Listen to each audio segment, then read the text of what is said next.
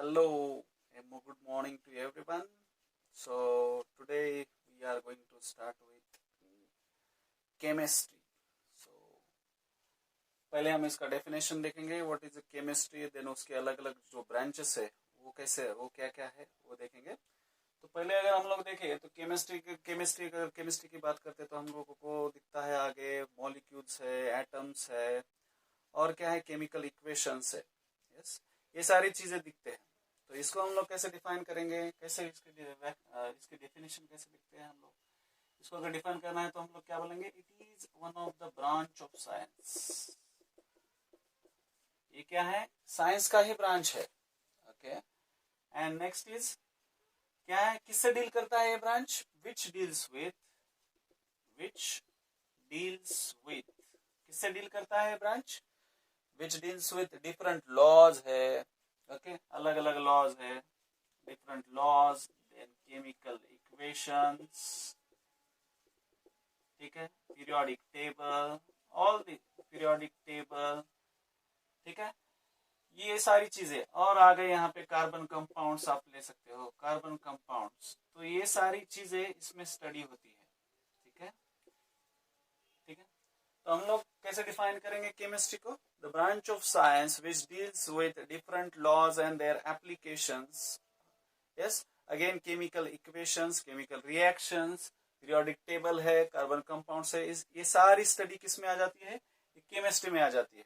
Okay, तो ये हो गया केमिस्ट्री का definition, that is the branch of science which deals with different laws, their applications, then chemical equations, again periodic table, then carbon compounds. ये सारे से जो जिसका डीलिंग होता है उसको हम लोग क्या बोलेंगे, उसको बोलेंगे केमिस्ट्री।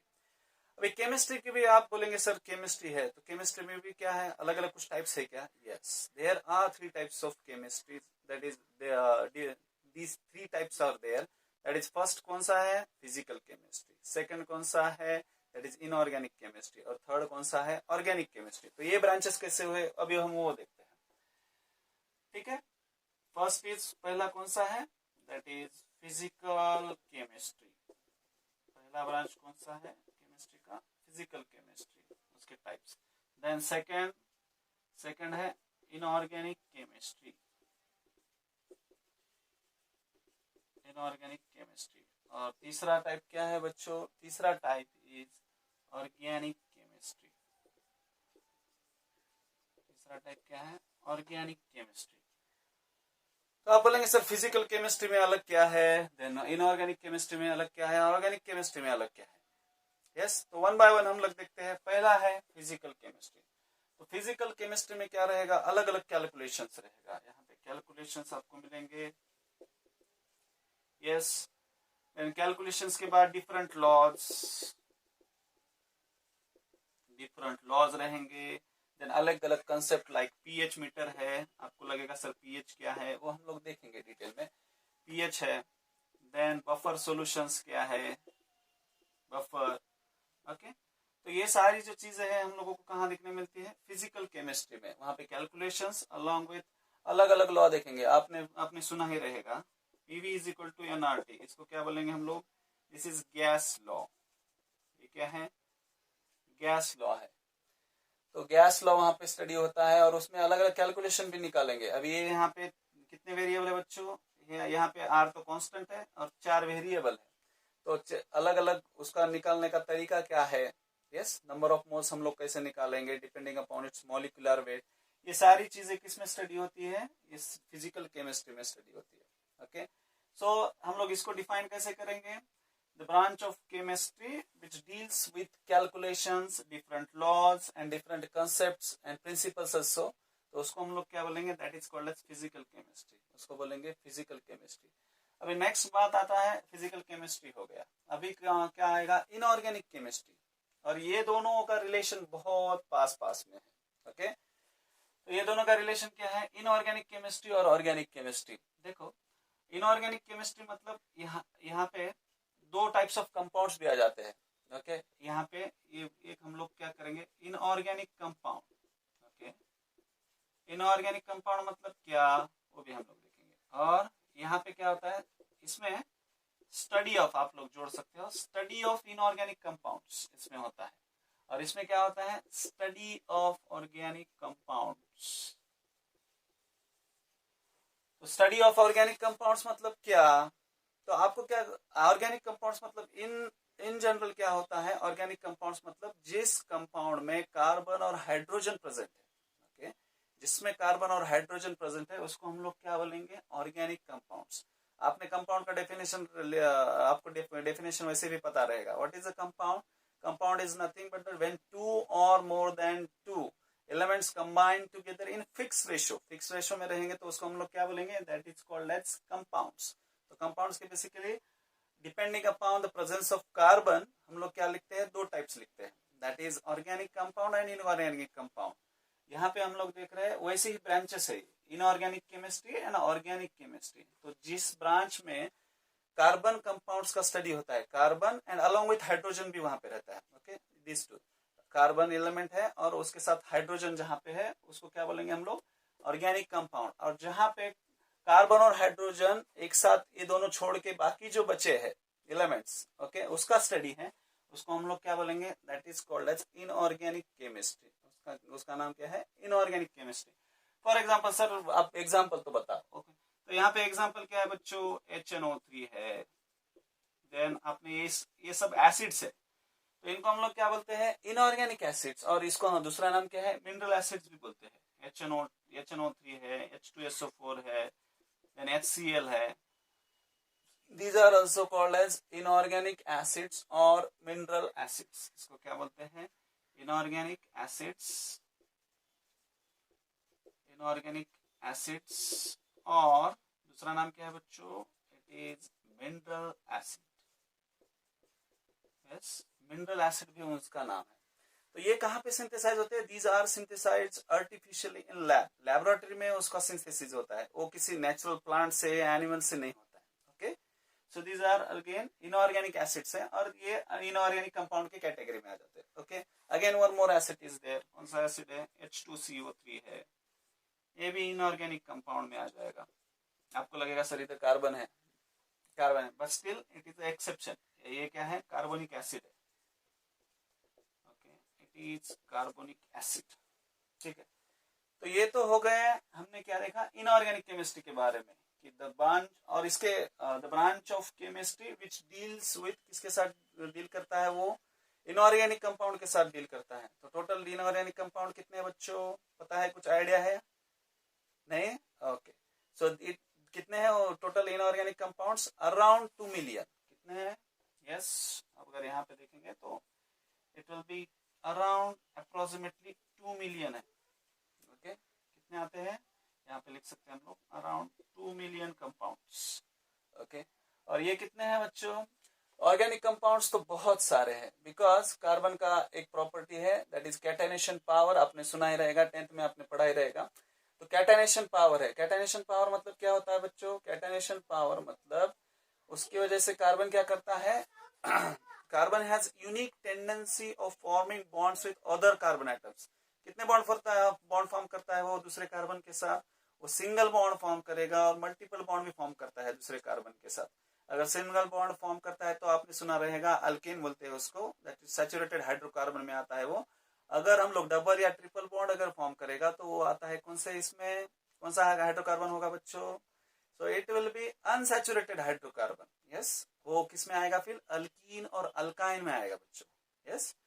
तो यहाँ पे हम लोग देखते हैं हमको सैचुरेटेड हाइड्रोकार्बन और अनसैचुरेटेड हाइड्रोकार्बन भी वहां पे मिल जाते हैं, ओके। तो ये इसका क्या बोलेंगे, this is a catenation power, इसको क्या बोलते हैं हम लोग, catenation power, unique property of carbon to form bonds with other carbon atoms and also with atoms like hydrogen है, ऑक्सीजन है, नाइट्रोजन है। तो अलग ये जो है अलग अलग एलिमेंट्स, इसके साथ भी वो बॉन्ड फॉर्म करता है, यस। इसलिए अगर आप कार्बन का अगर हम लोग ऑर्गेनिक कंपाउंड देखें तो कितने ऑर्गेनिक कंपाउंड है, अराउंड 18 मिलियन ऑर्गेनिक कंपाउंड है। कितने हैं बच्चों, 18 मिलियन, मिलियन मतलब कितना होता है बच्चों, it is 18 into 10 to the power 6, okay. 2 million मतलब कितना होगा फिर, 2 into 10 to the power 6, 2 into 10 to the power 6 आएगा वो, ओके। तो इतने ज्यादा ऑर्गेनिक कंपाउंड है just because of property of carbon, that is catenation power है, देन टेट्रावैलेंसी भी है, बट सबसे बड़ा वहां पे क्या है रोल, कैटाइनेशन पावर का है। ओके, तो ये हो जाते हैं कितने मिलियन है, 18 million compounds of carbon are there. Okay, तो ये तो हमने तीनों केमिस्ट्री का पहले हम लोगों ने डेफिनेशन देखा, देन तीनों ब्रांच के बारे में देखा कि अलग अलग जो केमिस्ट्री के ब्रांचेस है उसका डेफिनेशन क्या होता है, उसमें हमको क्या क्या स्टडी करना है, इसके बारे में हमने स्टडी किया। अभी हम लोग क्या करेंगे, थोड़ा सा जो है इंट्रोडक्शन हम लोग स्टार्ट करते हैं। 11th जो केमिस्ट्री है स्टेट बोर्ड का, उसका पहला चैप्टर क्या है, बेसिक कंसेप्ट ऑफ केमिस्ट्री है। तो उसके बारे में हम लोग थोड़ी सी चीजें हम लोग देख लेते हैं, बेसिक जो चीजें हैं जो आपने इसके पहले भी सुनी रहेगी, तो वो चीजें हम लोग थोड़े सा रिवाइज करते हैं, then we will move forward. Okay, I hope this will, ये आपको समझ में आया रहेगा ये सारी चीजें। ओके, तो आगे हम लोग आगे बढ़ते हैं, हम लोग क्या देखेंगे अभी, basic concepts of chemistry.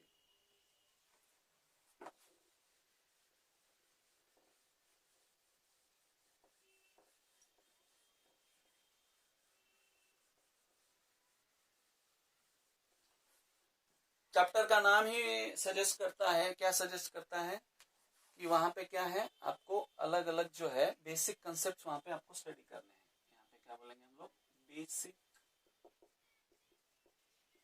Concepts, यहाँ पे लिखते हैं हम लोग basic concepts of chemistry. Okay, तो चैप्टर का नाम ही है। तो हम लोग अभी मैं आपको थोड़ा पूछता हूँ कि what is mean by atom, molecule, then compound, then mixture, ये सारी चीजें आपने सुनी है क्या बच्चों?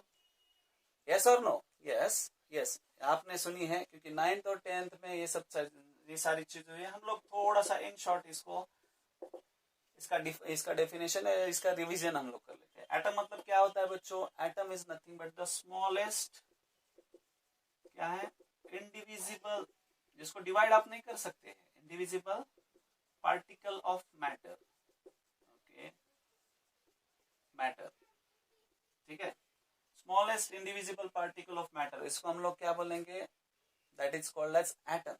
ओके, तो एटम आपको लगेगा सर विजिबल है, इनविजिबल है, तो इट कैन बी विजिबल अगर आप चॉकपीस के ऐसे टुकड़े करते हो कि लास्ट में एक ऐसा बचा है उसका टुकड़ा कि उसके आगे उसको आप डिवाइड नहीं कर सकते हो। ओके, तो ये भी क्या होगा, ये भी एटम होगा।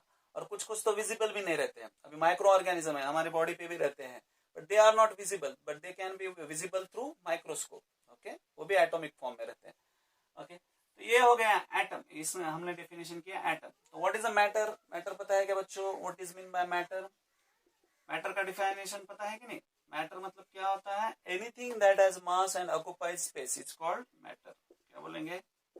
Anything that has a mass and occupies space, उसको हम लोग क्या बोलेंगे, कॉल्ड एज मैटर। ठीक है, तो is it living, non living? तो जरूरत नहीं है, लिविंग भी हो सकता है, नॉन लिविंग भी। आपने फ्रिज है, देन आपका कपाट है जिसमें आप कपड़े रखते हो, यस, देन ब्लैक बोर्ड या व्हाइट बोर्ड है, तो ये इसको भी कुछ वेट है और ये क्या कर रहा है, स्पेस ले रहा है। ओके, तो ये इसको हम लोग क्या बोलेंगे, that is called as matter. Yes, even our body, अगर हम लोग खुद की बॉडी भी कंसिडर करते हैं तो इट हैज सर्टन वेट। अगर मेरा वेट अगर हम लोग बोलेंगे 70 kg, yes, and it occupies certain space, space भी ले रहा है ना, यस, मैं यहाँ पे खड़ा हूँ तो I am taking certain space, तो इसको हम लोग क्या बोलेंगे, this is called as matter. इसको हम लोग क्या बोलेंगे, मैटर। तो matter is basically divided into, कितने टाइप्स में डिवाइड होता है बच्चों? It is basically divided into 3 types. Yes, plasma और बोस-आइंस्टाइन स्टेट अगर हम लोग पकड़े तो 5 हो जाते हैं, बट इन जनरल हम लोग कितने उसको डिवाइड करते हैं? Matter is divided into 3 types. कितने स्टेट में डिवाइड होता है? दैट इज सॉलिड, लिक्विड और गैस। तीनों में क्या होता है, उसका डिवीजन होता है। तो सॉलिड, लिक्विड, गैस, और अगर फोर्थ आप कंसिडर करते हो दैट इज प्लाज्मा, और एक रहता है that is Bose Einstein, yes, Einstein state. Yes, उसको हम लोग क्या बोलते हैं बच्चों, that is BEC. Yes, BEC, Bose Einstein state. Okay, तो इस तरह से हम लोगों ने कितने इसमें डिवाइड किया है, 5 इसमें, solid, liquid, gas, plasma and Bose Einstein state.